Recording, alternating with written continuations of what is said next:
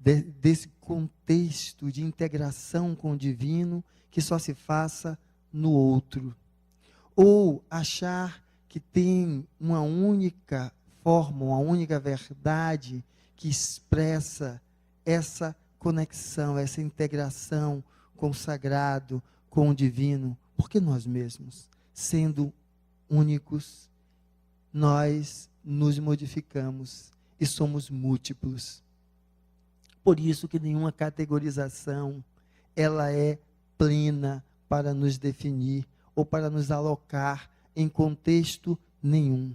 São necessárias, porque ela ajuda a compreender aquele aspecto do semelhante, aspectos que podem ser correlacionados para análise, o entendimento do outro. Agora, verdadeiramente, já dizia Agostinho, que não se pode encontrar a Deus sem encontrar consigo mesmo. Não se pode encontrar consigo mesmo sem encontrar a Deus. E o Evangelho nos traz um aspecto fantástico, porque eu repito aquela frase: eu sou, me enviou a vós.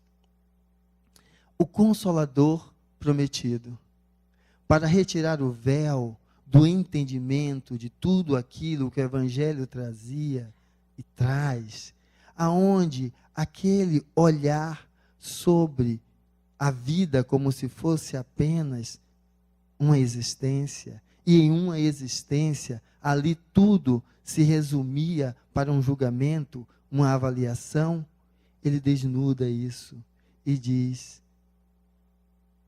eu sou, me enviou a vós. O a vós, que seríamos todos, e ele também. Então, o Evangelho nos blinda justamente com isso, com a imagem do Deus Pai misericordioso, a imagem do Deus Pai que Ele compreende, entende, pois nos criou. E somos parte dele como Ele faz parte de nós. Então, o despertar das consciências é necessário para que cada vez mais o ser humano seja capaz de perceber essa sua grandiosidade. Aonde o ser espírito, que na outra imagem eu mostrava como sendo um dentre vários, ele ao mesmo tempo é todos nele mesmo. Porque a multiplicidade das experiências que nós passamos e através dela vamos evoluindo, nos permite olhar o outro e nos ver nele. Porque essa escalada evolutiva é de todos nós. O Consolador prometido, mostrando então a vida que se desvela além do véu, nos faz perceber então que a vida, ela é algo muito mais extenso. Aonde ontem também, lembrando outro personagem, que é o Fernando Pessoa, que dizia que estamos recomeçando sempre. Que devemos sempre continuar. E que seremos interrompidos antes de terminar. Porque não há fim. O significado da vida está na caminhada. E é esta riqueza, porque essa caminhada quem constrói somos nós. E então, ao buscar enxergar o Espírito dentro do Evangelho, porque o Evangelho, para mim, ele representa o exemplo de uma caminhada, a caminhada do Cristo, que não veio mostrar com palavras, mas com atitudes, como fazermos. O Cristo, espírito extremamente evoluído, que se adensa para reencarnar entre nós. E que quando falamos do Cristo, e que nesse sentido o colocamos como se fosse nos salvar, na realidade, quando esse espírito de enorme grandeza reencarna, a presença dele é o elemento, não da salvação, mas do despertar, porque a presença dele dentre nós desperta em nós esse sentimento de união, conexão com Deus. Então, esse espaço que aqui é colocado da vida do Espírito, afinal, então, em que espaço se dá a vida?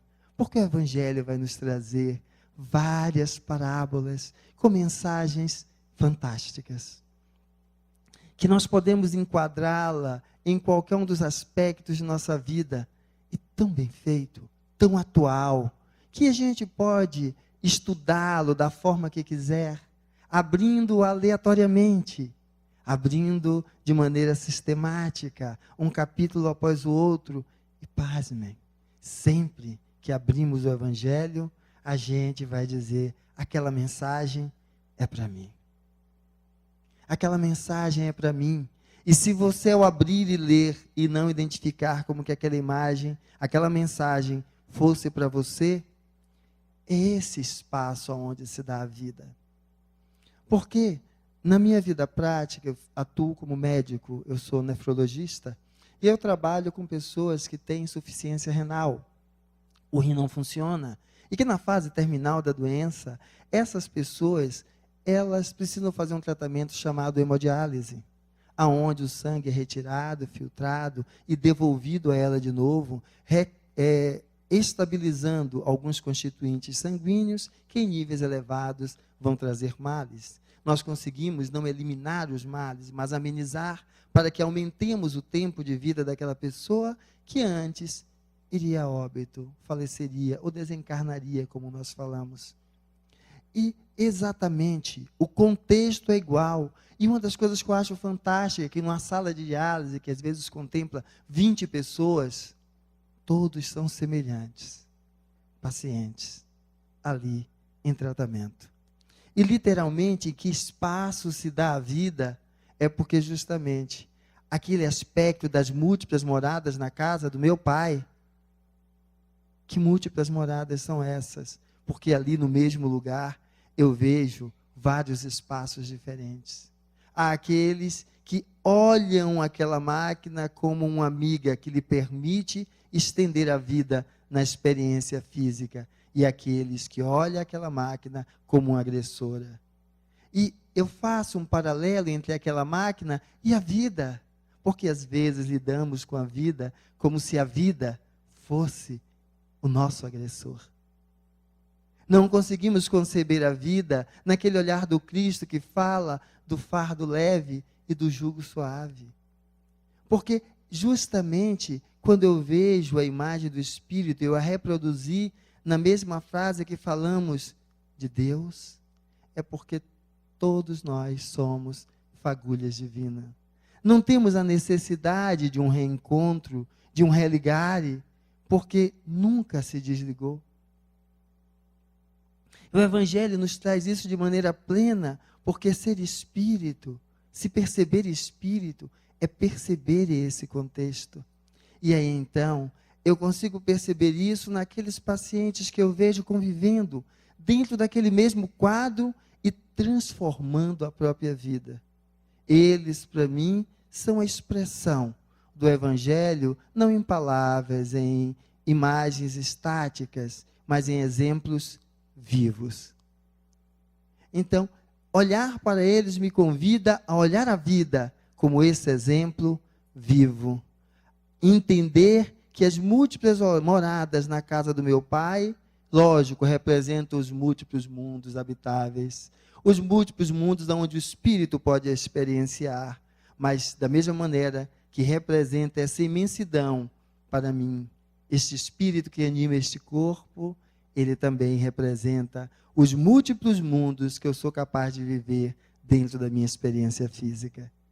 Então, ele faz esse convite para que nós possamos olhar e entender que nós damos à vida a tonalidade que representa o status em que nós, enquanto espíritos, estamos do despertar de cada um de nós, enquanto criatura divina, enquanto co-criador com Deus, enquanto um com o Pai.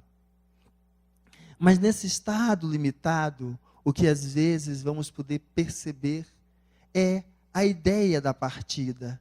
Aonde vivemos uma vida, por vezes, que a gente projeta, alcança. Porque um amigo meu uma vez me disse o seguinte: eu estou numa condição hoje que eu poderia estar viajando, gastando dinheiro com várias outras coisas, saciando vários outros desejos e vontades, mas eu entendo que eu preciso devolver à sociedade aquilo que ela me deu. Então, o Evangelho, quando eu vejo o Espírito no Evangelho, é porque o Evangelho nos faz esse convite. E esse é o convite de se perceber Espírito. Poder enxergar não a busca do prazer pelo prazer, mas exatamente a busca do prazer em reconhecer o próximo uma extensão de si mesmo. Então, na mesma maneira que o Evangelho, na imagem do Consolador prometido, desvela aquele contexto de que, tendo um filho que anda pelo descaminho, e aí então, ao final de uma jornada encarnatória, passado por várias experiências, então ele está perdido, porque declinou por atos abomináveis. Então ele perecerá nas chamas do inferno eternamente durante a vida. E aí eu me perguntava, como um pai de carne e osso é capaz de ver o seu filho dentro desse contexto e dizer que poderá estar no reino dos céus, enquanto o seu filho assim está? Então, a grande pergunta que se me fazia, ela se descortina em perceber que a vida é uma experiência enquanto falamos dela quanto uma encarnação. Então vivemos múltiplas experiências. O não vivenciado aqui, vivenciaremos lá na frente. A vida que foi aparentemente amputada, ela simplesmente fechou o sentido daquela experiência. E ela abre-se para uma experiência mais ampla na vida seguinte. Mas quando assim não somos capazes de ver, a vida fica dura e difícil. Quando eu coloquei essa imagem, eu trouxe ela lembrando de um texto, aonde ele pergunta assim: desencarnou? E quem sou eu, esse desencarnado? Porque ele estava dentro do lapso de um dia que não terminava, porque ele acordou e o dia não acabava.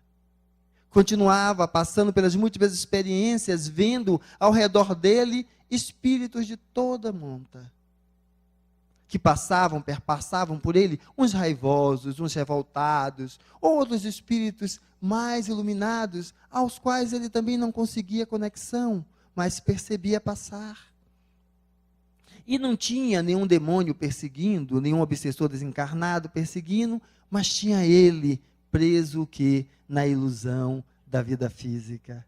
Aonde, quando eu lembrei dessa mensagem que um amigo me falou, que podia fazer muita coisa, mas a muita coisa que precisava fazer era isso, ao perceber no outro um ser que também está a evoluir. E dentro disso, o seu compromisso para com o outro, que é um compromisso para consigo mesmo, se vendo através do outro. Porque Deus realiza-se através de nós. E nós, como fagulha, o encontramos através da experiência com o outro. E aí, dentro dessa imagem, ele falando sobre isso, qual era a dor daquela mulher desencarnada? A dor da indiferença. Porque se tivesse algum demônio que estivesse a persegui-la, lendo o demônio como aquela interpretação de que é um ser maléfico, que na realidade o que chamamos de demônios são espíritos em desequilíbrio, que vivem então a atormentar o outro, porque faz disso o sentido do seu próprio viver. E ela então desperta e dizia, porque se assim o tivesse, não estava presa na indiferença, porque é a pior coisa que existe, porque o Cristo nos convida a isso. E não convida o corpo físico, porque o corpo físico não experiencia. Quem integra a experiência do viver é o espírito que anima esse corpo. E lá, em uma das suas parábolas, onde ele dizia, separando a sua direita e a sua esquerda. A sua direita, aqueles que o auxiliaram, e a sua esquerda, aqueles que o deixaram de lado. E quando ele vai descrevendo, os que o auxiliaram foram aqueles que auxiliaram o próximo. E o que os negaram foi aquele que negou justamente ao próximo. Então, ao falar do Espírito, é falar dessa importância. Não é um ser impalpável, que a gente não consegue perceber, é o outro que está à nossa frente. E como percebê-lo em plenitude? Porque aquela história de também como perceber Deus é interagindo, criando uma relação de empatia para com Ele. E aí, falando da minha prática, eu tinha uma paciente que eu acompanhava, porque eu tenho o hábito de chamar amiga, porque eu tenho, às vezes, o hábito de sentar à beira e ficar conversando e trocando histórias da minha vida e da vida de quem está ali do outro lado. E foi uma menina de uns 13 anos, que entrou na terapia de diálise, o rim não funcionava. Imagina, novinha, com todos aqueles sonhos, né, de adolescente, ela era toda tímida. Só que, quando foi passando, ela começou a deixar de ver a máquina como agressora e passou a ver a máquina como alguém que lhe propiciava a experiência da vida. E assim, seguindo, esta menina começou a tornar-se mulher. E lindo, porque ela era uma bela mulher. E veja, com aquele braço deformado, porque alguns pacientes fazem uma alteração dos vasos que se dilatam no antebraço. E aí, então, enquanto alguns escondem, porque diz que assim não vão ser quistos por ninguém, ela saía de blusinha decotada, mostrando tudo aquilo ali de fora. E casou-se. Tinha alguém que era apaixonado por ela, que não olhava nada disso. E no seu esplendor, isso ela tinha uns 13 anos, no esplendor dos seus 24 anos, ela faz uma parada e parte. E muitos que a conheciam começaram a chorar porque ela tinha partido. E a sensação era como olhasse para o rosto dessa mulher. Não foi essa dor. Porque o que o Evangelho nos traz, ele mostra que não somos o corpo físico, mas o Espírito. Aquele Espírito tinha feito a sua experiência de aprendizado e tinha terminado. Não precisava continuar aqui dentro daquele contexto em que ela vivia. E por isso ela partiu e seguiu o caminho de vida dela. E o sentimento quanto a ela, enquanto espírito, era de alguém livre, que bateu asas para uma nova experiência, muito além daqueles elementos que aparentemente aprendiam, porque ela aprendeu a ser livre, mesmo presa na máquina, 3 vezes por semana, durante 4 horas. E na imagem que ele fala dessa personagem que não se reconhece, ele pergunta, e o que fez ela demais? Matou, torturou? Não. Ela apenas viveu no sentido de como a vida fosse só o aqui e o agora. Sem conseguir ver esse despertar que o Evangelho nos chama. E aí, então, é o despertar da imagem do Cristo. Porque o Cristo nos convida a isso. Porque esse Cristo que nós olhamos, ele vai fazer uma coisa fantástica. Ele vai nos trazer essa certeza ao nos dizer que não se pode ver o reino de Deus sem nascer de novo. E perguntam a ele, que é a passagem do Nicodemos, como nascer de novo da barriga de minha mãe? Eu vou ter que entrar de novo para sair? São as múltiplas vidas. Então o Evangelho nos falando do Espírito.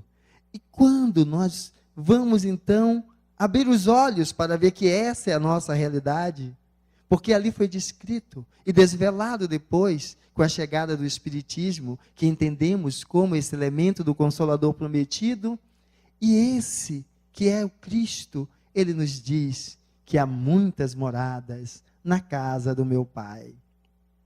E nós ficamos a olhar essas moradas, que são tão diversas, seja no mundo olhando para fora, seja olhando para dentro, como ali eu descrevia. Mas vejam só, o humano é algo interessante, porque como ele é capaz de acrisolar o que é livre. E aí então, em vez de me darem as múltiplas moradas da casa do meu Pai, me dão a visão da expulsão da casa do Pai.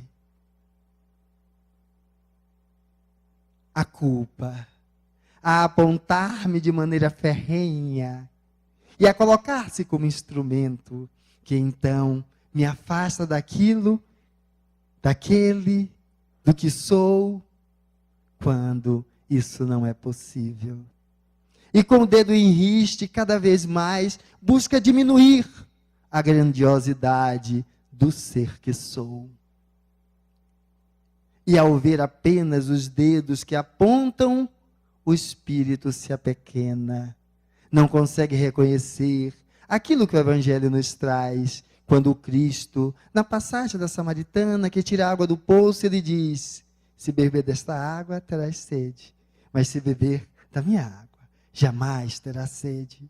Esse é o convite para saciarmos essa sede, que seja capaz de dissolver e fazer com que então a nossa vida deixe de ser essa tortura e essa dor, porque às vezes quem está a fazer isso não é o obsessor, não é o agressor, somos nós, enquanto pais, com os nossos pequeninos.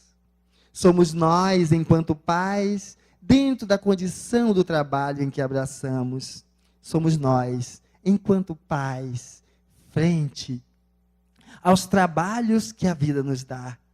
E aí então passamos a ser este agressor. Não é esse o convite que a vida nos faz, porque o Cristo nos diz de maneira clara: meu reino não é deste mundo. Mas que mundo? Se o mundo que vivemos depende do que está aqui dentro, porque dentro do mesmo contexto, um sorri enquanto o outro chora, enquanto o outro se suicida, enquanto o outro se supera e sorri. O reino do qual ele não faz parte é o reino da culpa.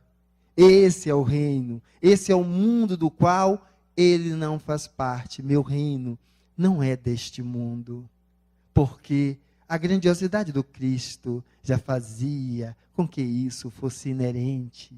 E é esse Cristo que a gente busca integrar dentro, colocar em cada um de nós, porque simplesmente ele já dizia: eu não vim destruir a lei. Os apóstolos andavam com ele, conviveram com o mestre. E o que ele diz a Pedro, que lembrando, o peixinho lembrou na segunda-feira, né? Tu me amas, tu me amas, tu me amas. Em correspondência, talvez, com as negações que ele fez, mas para saber apenas que ele sabia com quem ele estava lidando. E era apenas a presença dele, não. É porque a grande lei é a lei que nos torna essa semente, essa fagulha, semelhança do Pai, livre arbítrio. Ele não poderia destruir essa lei. Ele não poderia transformar ninguém por um estalar de dedos, ou apenas pela sua vontade. Curava os males, mas quantas vezes eram aqueles males que fariam com que aquela trajetória ganhasse um outro significado. E quando eu digo que eu gosto da minha experiência com os meus amigos, pacientes com quem eu lido, com os quais eu aprendo muito, muito mais do que ensino, eu aprendo com eles, era uma senhora que depois de uns 12 anos em diálise, que quando ia ligar ela fazia um escândalo enorme na hora de furar, certo? Porque ela dizia: essa furada a gente nunca acostuma. Ela gritava que você ouvia do lado de fora da clínica. E aí, ela conversando comigo, em um dos momentos que estava com algum problema, eu digo: e aí?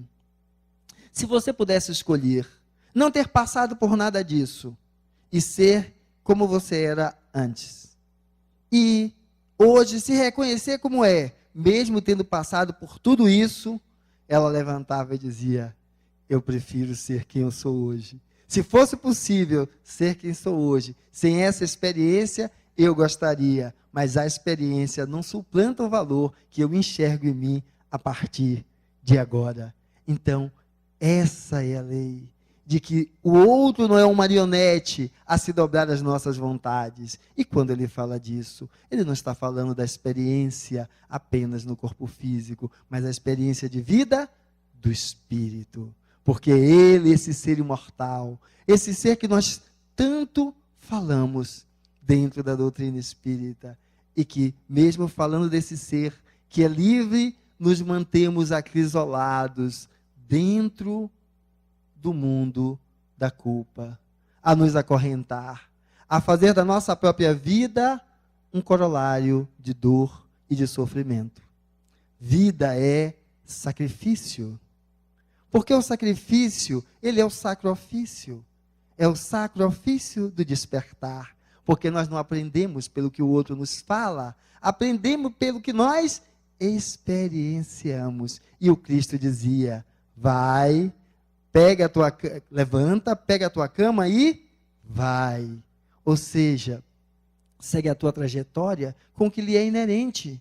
Pois não é a mágica de dissolver, de mostrar você que precisa vivenciar. E então, o olhar a que o Consolador prometido nos traz é nós, nos vendo como espíritos, sair desse mar de sofrimento e de dor.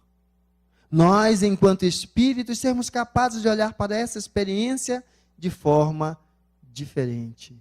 Aonde, quando a maçã lhe cai sobre a cabeça, em vez de você xingar, reclamar, você diz: eureka, descobrir algo.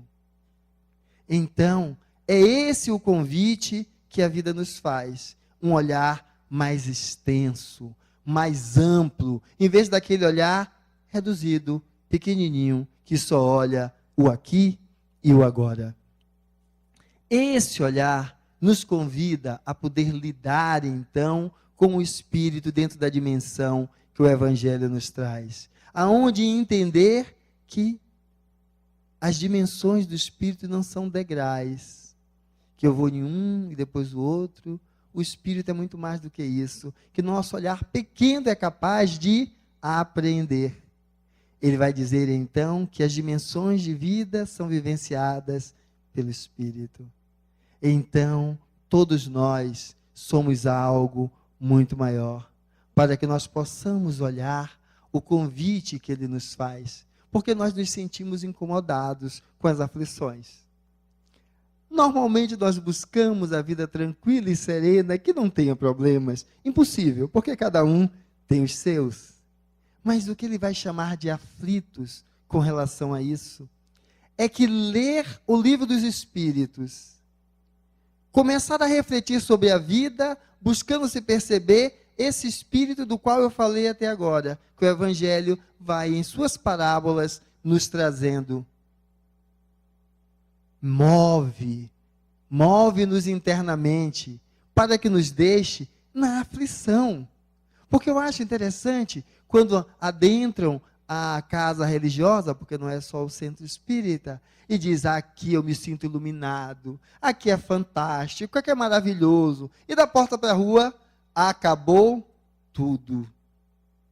Então, o convite é esse, é o contrário. Era bom que aqui se sentisse inquieto, que futucasse, não desse sono para estar cochilando, mas futucasse. Eu olho a vida assim, é o convite que eu sinto que a vida me faz, ou simplesmente é esperar que tudo caia do céu? De que eu não precise levantar e dar a volta por cima sobre as minhas dificuldades, mas que eu possa apenas colocar as mãos para o céu e ela, como mágica, se dissolver e se modificar. Não, bem-aventurados os aflitos, é aqueles que reconhecem o convite da vida ao despertar cada vez mais amplo. Ele não se acomoda com aquilo que conquistou, não pela ansiedade de conquistar mais, mas pelo convite contínuo de enxergar cada vez mais além. E aí então, nós podemos perceber que o convite feito ao Espírito é esse: eu tenho um sonho. E o bem-aventurados, os pobres de espírito, é porque alguns acham apenas que o seu sonho é o sonho. Não consegue perceber que essa fagulha divina, esse elemento iluminado, somos todos nós. Seja alguém que palestra, alguém que está à frente de um grupo religioso, e seja o porteiro, seja quem não está ali dentro, porque o valor do espírito não pode ser quantificado. O valor de um espírito não pode ser descrito em uma encarnação. É como se fossem segundos nas múltiplas existências que temos. Então, bem-aventurados os pobres de espírito, é aqueles que reconhecem que estão cada vez mais a aprender, aonde a frase se faz verdadeira. Quanto mais sei, sei que menos sei. Mas a nossa ignorância faz com que a gente, por estudar um pouquinho, comece a apontar para o outro como o ignorante, aquele que não alcança tudo isso. E aí então, a vida nos descreve que esse papel do espírito é saber ser dócil e pacífico. Mas como ser dócil e pacífico se eu me acho exatamente o grande dono da verdade? Que eu quero impor ao outro a minha verdade, quando o Cristo não o fez, nem com os 12 que andou com ele. Então, o convite que o Evangelho nos faz é isso, mas alguns vão julgar para o Espírito que docilidade e ser pacífico é ser indiferente. Não é isso. E aí o nosso amigo Mahatma Gandhi deixa isso claro. Não violência não é inércia. E ele, através do exemplo, ele mostra que é possível modificar e transformar sem utilizar a agressão como arma para com o outro, agredir o próximo. Não. Ele coloca a não violência como forma, então, de despertar. E para que nós possamos entender, é porque, como ser misericordioso?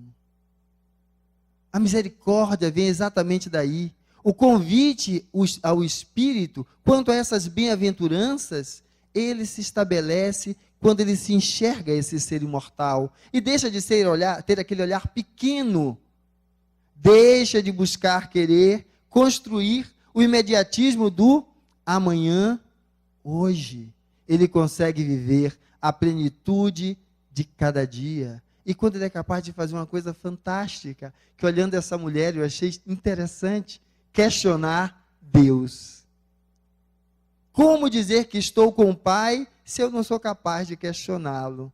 Aonde, remontando ao Velho Testamento, vamos ver isso na passagem de Jó, aonde ele questiona pela experiência que ele está vivenciando, e ele faz o encontro.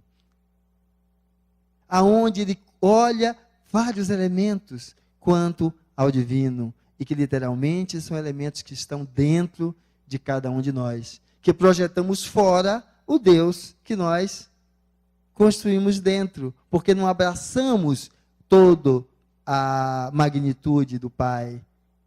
A parte não consegue enxergar o todo, a não ser quando está em conexão com o todo que existe dentro de si mesmo e do outro.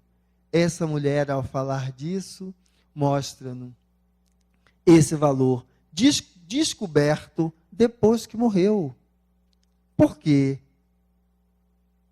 Que vossa mão esquerda não saiba o que dá a vossa mão direita.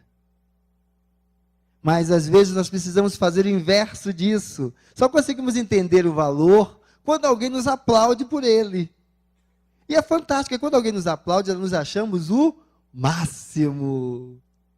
Somos o máximo, mas não nesse sentido.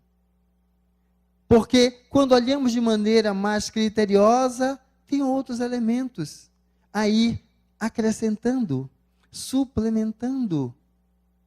Mas às vezes o que nós buscamos é exatamente esse olhar que vai nos convidar a fazer o inverso. Eu preciso estar sendo aplaudido, ovacionado e lógico. Nós não conseguimos perceber como funcionamos como elemento que leva o outro ao caminho da própria perdição, porque a vaidade e o orgulho são as grandes montanhas que corroem o coração do homem, o coração desse espírito, e que não muda apenas por ter passado para o outro lado, pois estando desencarnado, não é o desencarne que nos transforma, continuamos quem somos. E aí,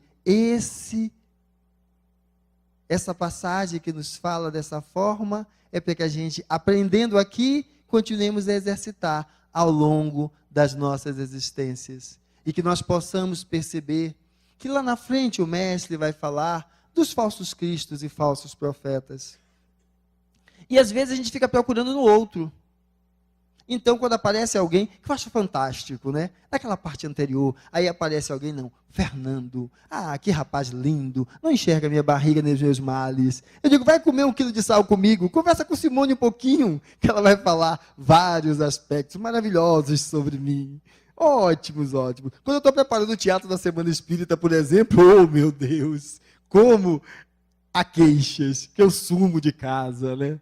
Mas veja, nós às vezes nos colocamos então como esse detentor de tudo, da grande sabedoria, e simplesmente estamos sendo falsos cristos para quem? Para nós mesmos. Porque aí Fernando desencarna, como há 4 anos e meio atrás, eu fiz um AVC hemorrágico. Vi um pouquinho do que talvez fosse poder passar para o outro lado. E aí ia chegar lá e dizer assim, não, eu li já sobre espiritismo durante alguns anos, eu era bonzinho, eu fazia isso, eu fazia aquilo. Ou seja, o que é que você busca naquilo que você faz? Que uma vez, ainda nessa elaboração das peças de teatro, teve um ano que, como outros, sempre tem dificuldades, né? E eu estava falando sobre essa dificuldade, que era complicado fazer tudo nas limitações que a gente tem. E aí, um amigo me disse, se você estiver fazendo para a Semana Espírita, não faça. Agora, se você estiver fazendo para você, faça. Então, eu não tomei isso como exemplo para a semana, mas eu acho que é o que o Evangelho nos convida para a vida. Se eu estou fazendo para o outro, eu não estou fazendo nada. Que eu largue, que eu faça para mim. Mas o que eu faço para mim é porque eu me identifico no outro. E aí, então, dá para entender quando o Cristo falava que todos nós éramos irmãos. Que quando você fazia aqueles pequeninos, era Ele que você fazia. E essa amplitude não é da experiência do corpo físico, limitada a uma encarnação. É da amplitude da experiência do Espírito, para que então, com pequenos passos, não busquemos ver grandiosidade, mas fazer aquilo que o Mestre nos ensinou. Ele lavou os pés do discípulo e dizia, aquele que se sente o maior, que se torne o menor, porque são esses que adentram. Porque aquele que sabe que tudo que sei é que nada sei, ele não se eleva rebaixando o outro, ele compreende o outro no seu estado em que se encontra, no seu estado em que ele está. E aí conseguimos perceber, afinal, qual é o convite. O convite que o Evangelho nos faz, porque muitos são os chamados e poucos são os escolhidos. E quando a gente olha para esse convite, tem uma passagem lá atrás, aonde está ainda no Velho Testamento, que ele descreve das migalhas que caem da mesa do Senhor, e Lázaro comia lá daquelas migalhas, e ele desencarna. E o Senhor também desencarna. Só que quando chega lá do outro lado, certo? Está o Senhor no inferno, e Lázaro lá em cima. E ele olha para cima e vê Lázaro junto com Abraão. E diz, pai Abraão, pede então que os mortos vão lá e avisem aos meus filhos que a vida continua, que não façam as besteiras que eu fiz. Ele diz, Moisés já foi, vocês não ouviram. Por que é que vão ouvir os mortos? Mas quanto de nós estamos fazendo a mesma coisa? Os mortos falam conosco, porque eles permeiam todo o espaço onde nós vivemos. Nós vivemos em estrita correlação com eles. Mas essa escolha, qual é a escolha? E aí nós vamos encontrar o que significa essa escolha na passagem da estranha moral, aonde ele fala da individuação. Porque enquanto eu, para viver, dependo da aprovação dos outros, eu não consigo reconhecer quem sou eu. E aonde ele fala de separar pai de mãe, irmão de irmão, filho de filha, o que ele está falando é que o indivíduo, esse espírito imortal, é desse que ele está falando. Reconheça-se como tal. E reconhecendo-se como tal, você está apartado de todas essas relações, porque em uma encarnação fui seu marido, na outra seu filho, na outra um vizinho, na outra nem lhe quer lhe vir. As relações são passageiras, porque o espírito tem várias experiências. Então, naquele momento é que se reconhece espírito, e sendo espírito, faça para com o outro, não apenas o outro que é o seu familiar, mas o outro que convive contigo. Quem é o seu próximo? É esse convite que ele nos faz. Se eu me olho apenas como membro da família, o meu próximo é aquele que está ali, e os outros, porque eu faço parte da família espiritual, que é muito mais ampla. E dentro desse convite, ele nos chama a perceber várias coisas, e nos diz: buscais e achareis. O que nós devemos buscar? E é outra coisa que eu acho fantástico nesta casa, a busca não por ser espírita, mas para se perceber espírito, porque essa é a mensagem que eu também encontro ao ler o Evangelho. E eu acho interessante toda vez que eu vejo alguém transcrever, colocar, trazer algo que fala a mesma linguagem, porque simplesmente, porque é que a verdade trazida no Evangelho, descortinada a partir do advento do Espiritismo, permanece e se propaga? Porque a verdade, nesse sentido, da lente do esclarecimento da consciência, se mantém por si só. E ela vai ser descrita por várias vozes. E a gente pensa apenas em vozes de espíritos desencarnados. Não, de encarnados. E aí vamos ver um lindo poema que nos diz o seguinte: eu não sou eu. Eu sou alguém que caminha comigo, que permanece em silêncio quando estou falando, que perdoa e esquece quando estou irado, esbravejando, que segue sereno quando estou aflito, sofrendo, e que estará de pé quando eu estiver morrendo. Eu não sou eu, sou alguém que caminha ao meu lado. Sou uma possibilidade de amor pleno, sou uma possibilidade. Eu não sou eu, sou uma promessa ainda não cumprida. Que o Cristo, quando fala da fé e de você poder mover as montanhas, se tiveres fé do tamanho de uma noz, dirá a montanha, mova-se, ela se moverá. Então, é quando você consegue perceber que você é essa promessa não cumprida, porque a grande montanha que precisamos mobilizar não é a montanha externa, mas a montanha interna que existe dentro de cada um de nós, nos convidando para nos perceber espíritos, porque é esse elemento que deixa claro a nossa conexão com Deus, que nunca se desfaz, porque estamos nele e ele em nós. E ao descobrirmos e despertarmos para isso, não colocarmos a luz da consciência debaixo do alqueire. E o alqueire sob o qual nós escondemos a luz da consciência é o da dor e do sofrimento. Então, por causa da dor e do sofrimento, deixamos de fazer brilhar isso que tem um brilho natural e fantástico, que não está nos céus, simplesmente, mas está em nossas mãos. Porque é isto que o Evangelho, então, nos convida, enquanto espíritos, a sermos a expressão do Pai aqui conosco, sendo aquele Deus que o outro está esperando. Oh, que Deus me ajude, o pneu furou aqui na linha verde, era 2 horas da manhã, e aí todo mundo passava direto e se mandava, porque achava que ali era algum assaltante. E uma criatura com um carrinho velho, um negão, vai lá e para ajudar. Quando ele desce para ajudar, o motorista já se tremia de medo, porque viu ali logo, disse, olha, você é assaltado agora.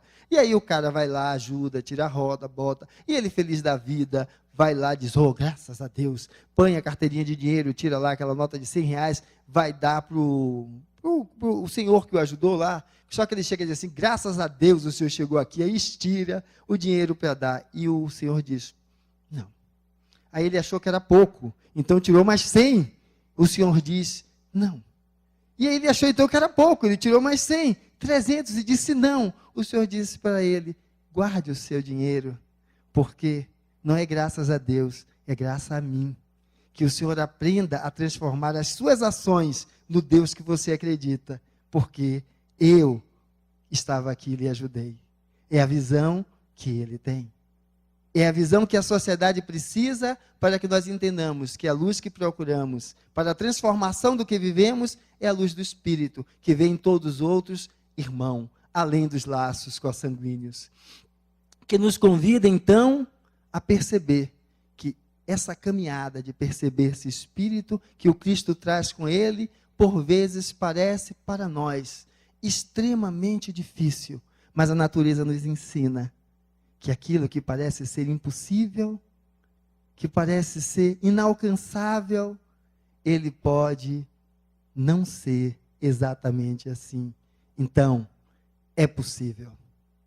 É literalmente possível, porque basta que não nos apequenemos frente à dificuldade que aparece, porque a dificuldade é uma oportunidade para os trabalhadores da última hora, que somos todos nós, porque cada um é o trabalhador da última hora do seu estágio de vida, onde o nosso amigo Chico dizia: comece agora e faça um novo fim.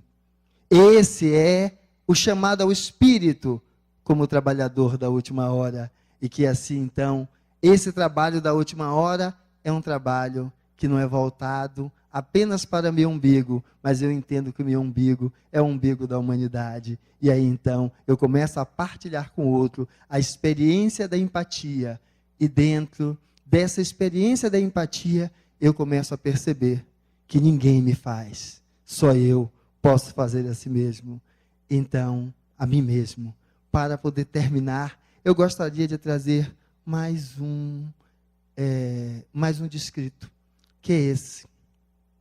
Ninguém pode construir em teu lugar as pontes que precisarás passar para atravessar o rio da vida. Ninguém, exceto tu, só tu. Existem, por certo, atalhos sem números, e pontes e semideuses que se oferecerão para levar-te além do rio, mas isso te custaria a própria pessoa. Tu te hipotecaria e te perderias. Existe no mundo um único caminho, por onde só tu pode passar, onde leva. Não pergunte, siga-o. Esse, a meu ver, é o convite do Espírito no Evangelho. Perceber-se nessa magnitude e dessa forma, então, perceber essa conexão com Deus, que não é conexão, é a essência da própria vida.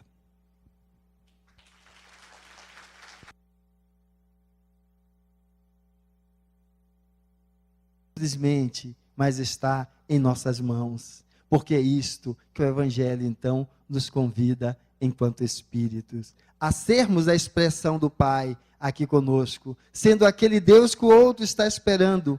Oh, que Deus me ajude, o pneu furou aqui na linha verde, era 2 horas da manhã, e aí todo mundo passava direto e se mandava, porque achava que ali era algum assaltante. E uma criatura com um carrinho velho, um negão, vai lá e para ajudar. Quando ele desce para ajudar, o motorista já se tremia de medo, porque viu ali logo, disse: olha, você é assaltado agora. E aí o cara vai lá, ajuda, tira a roda, bota, e ele feliz da vida, vai lá, diz: oh, graças a Deus, põe a carteirinha de dinheiro, tira lá aquela nota de R$100, vai dar para o senhor que o ajudou lá. Só que ele chega e diz assim: graças a Deus o senhor chegou aqui, aí estira o dinheiro para dar. E o senhor diz: não. Aí ele achou que era pouco, então tirou mais 100. O senhor diz: não.